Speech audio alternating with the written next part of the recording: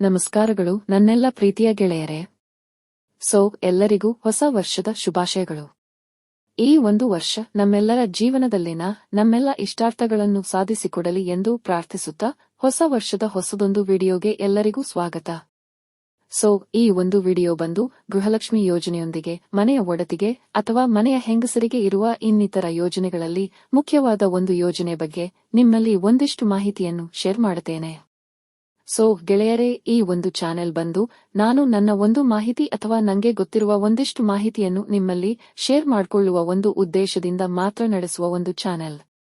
ಅಂದ್ರೆ ಗೆಳೆಯರೇ, ಇಲ್ಲಿ ನಾನು ಏನು ನಿಮ್ಮ ಮುಂದೆ ಶೇರ್ ಮಾಡ್ತೀನೋ ಅದಕ್ಕೆಲ್ಲ ನಾನು ಫಲಾನುಭವಿಗಳು ಅಥವಾ ಅದಕ್ಕೆ ಸಂಬಂಧಪಟ್ಟ ಅಧಿಕಾರಿಗಳನ್ನು ಸಂಪರ್ಕಿಸಿಯೇ ಇಲ್ಲಿ ನಿಮ್ಮ ಮುಂದೆ ಆ ಎಲ್ಲ ಮಾಹಿತಿಗಳನ್ನು ಇಡುವಂಥದ್ದು. ಅಂದ್ರೆ ಗೆಳೆಯರೇ, ನನ್ನ ಪ್ರೇಕ್ಷಕರು ಕೇವಲ 10 ಅಥವಾ 20 ಆಗಿರಬಹುದು. ಆದರೂ ಸಹ ನನ್ನ ಮಾಹಿತಿಗಳು ಯಾವತ್ತೂ ಸುಮ್ಮನೆ ಕೇವಲ ಆದಾಯಕ್ಕೋಸ್ಕರ ಅಥವಾ ಕೇವಲ ಚಾನೆಲ್ ಬೆಳವಣಿಗೆಗೋಸ್ಕರವಾಗಿರುವುದಿಲ್ಲ.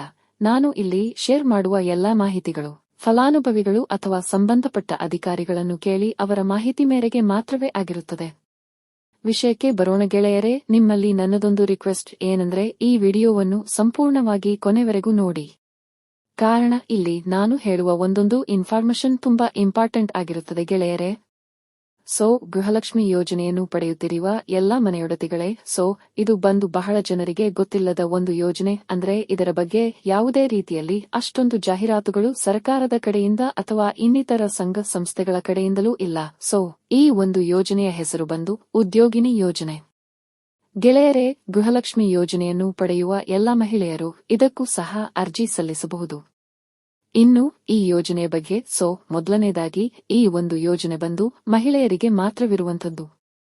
ಗೆಳೆಯರೇ, ಇದಕ್ಕೆ ನಿಮ್ಮ ವಯಸ್ಸು ಬಂದು 18 ರಿಂದ ಮೇಲ್ಪಟ್ಟು 55 ಒಳಗೆ ಇರಬೇಕು ಮತ್ತು ನಿಮ್ಮ ವಾರ್ಷಿಕ ಆದಾಯ ಬಂದು 1.5 ಲಕ್ಷದ ಒಳಗೆ ಇರಬೇಕು ಮತ್ತು ನಿಮ್ಮ ಹೆಸರಿನಲ್ಲಿ ಬೇರೆ ಯಾವುದೇ ಲೋನ್ಗಳು ಅಂದ್ರೆ ನೀವು ಇನ್ನಿತರ ಮಹಿಳಾ ಸಂಘ ಸಂಸ್ಥೆಗಳಲ್ಲಿ ಸದಸ್ಯರಾಗಿದ್ದು ಅಲ್ಲಿ ಪಡೆದ ಲೋನ್ಗಳು, ಅದರಲ್ಲೂ ಅಲ್ಲಿನ ಲೋನ್ ಅಮೌಂಟ್ 1 ಲಕ್ಷವಿದ್ದರೂ ಸಹ ನಿಮಗೆ ಈ ಒಂದು ಯೋಜನೆಯನ್ನು ಪಡೆಯಬಹುದು.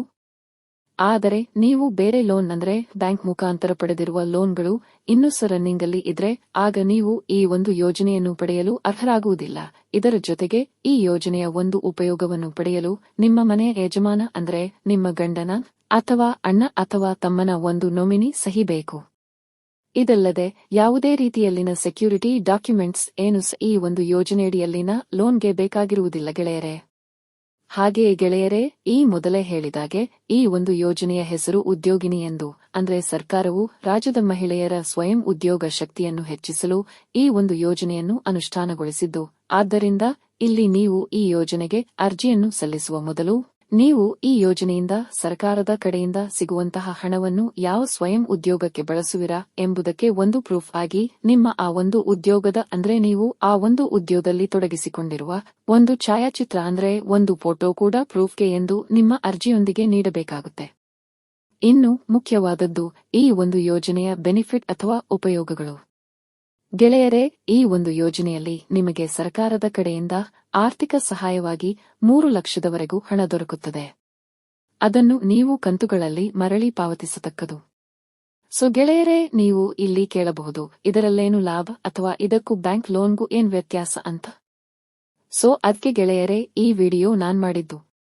ಅಂದ್ರೆ ಈ ಒಂದು ಯೋಜನೆಯಡಿಯಲ್ಲಿ ಸಬ್ಸಿಡಿ ಅಂತ ಒಂದು ಬೆನಿಫಿಟ್ ಅಂದ್ರೆ ಸರ್ಕಾರದ ಕಡೆಯಿಂದ ಸಿಗುವ 3 ಲಕ್ಷ ಲೋನ್ ಏನಿದೆ ಅದಕ್ಕೆ ಸಾಮಾನ್ಯ ಪಂಗಡಗಳಿಗೆ 90,000ವರೆಗೆ ಸಬ್ಸಿಡಿ ದೊರಕುತ್ತದೆ. ಅಂದ್ರೆ ನಿಮಗೆ 90,000 ರೂಪಾಯಿಗಳು ಫ್ರೀ ಆಗಿ ಸಿಗುವಂಥದ್ದು. ಹಾಗೆಯೇ ನೀವು ಎಸ್ಸಿ ಅಥವಾ ಎಸ್ಟಿ ಪಂಗಡದವರಾದರೆ ನಿಮಗೆ 1.5 ಲಕ್ಷ ರೂಪಾಯಿಗಳು ಸಬ್ಸಿಡಿ ದೊರಕುತ್ತದೆ. ಅಂದ್ರೆ ಗೆಳೆಯರೇ, ಮೊತ್ತ 3 ಲಕ್ಷದಲ್ಲಿ ನಿಮಗೆ 1.5 ಲಕ್ಷ ಫ್ರೀ ಆಗಿ ಸಿಗ್ತದೆ. ಗೆಳೆಯರೇ, ಇದು ಬಂದು ಯಾವುದೇ ರೀತಿಯಲ್ಲಿ ಸುಳ್ಳು ಸುದ್ದಿಯಲ್ಲ ಅಥವಾ ಯಾವುದೇ ರೀತಿಯಲ್ಲಿ ಸುಮ್ಮನೆ ಯೋಜನೆಯಲ್ಲ. ಈ ಒಂದು ಯೋಜನೆಯಡಿ 50,000, 1 ಲಕ್ಷ ಹಾಗೆಯೇ 3 ಲಕ್ಷದವರೆಗೂ ಆರ್ಥಿಕ ಸಹಾಯವನ್ನು ಪಡೆದು ಜೊತೆ ಸಬ್ಸಿಡಿ ಕೂಡ ಪಡೆದಂತಹ ಫಲಾನುಭವಿಗಳ ಅಭಿಪ್ರಾಯವನ್ನು ಪಡೆದೆ ಈ ಒಂದು ವಿಡಿಯೋ ಮಾಡುತ್ತಿರುವಂಥದ್ದು. ನಮಗೆಲ್ಲ ಗೊತ್ತಿರುವ ಹಾಗೆ ಹಳ್ಳಿ ಕಡೆಗಳಲ್ಲಿ ಅಥವಾ ಜಮೀನಿರುವ ಬಡ ಕುಟುಂಬದ ಮನೆಯೊಡತಿಗೆ ತಮ್ಮ ಜಮೀನುಗಳಲ್ಲಿ ಕೃಷಿ ಕೆಲಸಗಳಲ್ಲಿ ತೊಡಗಿಸಿಕೊಳ್ಳಲು ಅಥವಾ ಮನೆಯೊಡತಿಗೆ ಹೊಸದಾಗಿ ಕರಕುಶಲ ಕೆಲಸಗಳಲ್ಲಿ ಅಂದ್ರೆ ಅದು ಟೈಲರಿಂಗ್ ಆಗಿರಬಹುದು, ಡಿಸೈನಿಂಗ್ ವರ್ಕ್ ಆಗಿರಬಹುದು, ಇಲ್ಲ ಇನ್ನಿತರ ಸಣ್ಣ ಕೈಗಾರಿಗಳಲ್ಲಿ ಮನೆಯ ಯಜಮಾನನ ಸಹಾಯವಿಲ್ಲದೆ ತಮ್ಮನ್ನು ತಾವು ತೊಡಗಿಸಿಕೊಳ್ಳಲು ಮತ್ತು ಪರಿಣತಿಯನ್ನು ಪಡೆಯಲು ಈ ಒಂದು ಯೋಜನೆಯು ಬಹಳ ಉಪಯೋಗವಾಗುವುದು. ಕಾರಣ ಗೆಳೆಯರೇ, ಮನೆಯೊಡೆಯನ ದುಡಿಮೆ ಕುಟುಂಬದ ನಿರ್ವಹಣೆಗೆಯಾದರೆ ಮನೆಯೊಡತಿಯ ದುಡಿಮೆಯು ಖಂಡಿತ ಕುಟುಂಬದ ಬೆಳವಣಿಗೆಗೆ ಆಗುವುದು. ಗೆಳೆಯರೇ, ಈ ಒಂದು ಯೋಜನೆಗೆ ಹೇಗೆ ಅರ್ಜಿ ಸಲ್ಲಿಸಬೇಕು, ಏನೆಲ್ಲ ಡಾಕ್ಯುಮೆಂಟ್ಸ್ ಬೇಕು ಎಲ್ಲದರ ಬಗ್ಗೆ ಇನ್ನೊಂದು ವಿಡಿಯೋನಲ್ಲಿ ಹೇಳುವೆ. ಬಟ್ ಅದಕ್ಕೂ ಮುನ್ನ ಈ ಒಂದು ವಿಡಿಯೋಗೆ ನಿಮ್ಮ ಕಡೆಯಿಂದ ಕಡಿಮೆ ಎಂದರೆ 100 ಲೈಕ್ಸ್ ಆದ್ರೂ ಬೇಕು. ಕಾರಣ ಬಹಳ ಕಷ್ಟಪಟ್ಟಿದ್ದೇನೆ, ಎಲ್ಲ ಫಲಾನುಭವಿಗಳ ಹಾಗೆಯೇ ಸಂಬಂಧಪಟ್ಟ ಅಧಿಕಾರಿಗಳನ್ನು ಸಂಪರ್ಕಿಸಿದ್ದೇನೆ. ಅದಲ್ಲದೆ ಇಷ್ಟೆಲ್ಲ ಒಳ್ಳೆಯ ಮಾಹಿತಿಗಳ ಯೋಜನೆಗಳ ಸಂಪೂರ್ಣ ವಿವರವನ್ನು ಪಡೆದು ಅದರ ಫಲಾನುಭವಿಗಳ ಅಭಿಪ್ರಾಯವನ್ನು ಪಡೆದು ಜೊತೆಗೆ ಸಂಬಂಧಪಟ್ಟ ಅಧಿಕಾರಿಗಳನ್ನು ಸಂಪರ್ಕಿಸಿ ವಿತ್ ಪ್ರೂಫ್ ವಿಡಿಯೋ ಮಾಡುವುದು ಅಷ್ಟು ಸುಲಭದ ಕೆಲಸವಲ್ಲ. ಬಟ್ ಆದರೂ ಸಹ ಯಾರು ಚಾನೆಲ್ಗೆ ಸಪೋರ್ಟ್ ಮಾಡ್ತಿಲ್ಲ ಎನ್ನುವುದು ಬಹಳ ನಿರಾಶೆಯ ವಿಷಯ.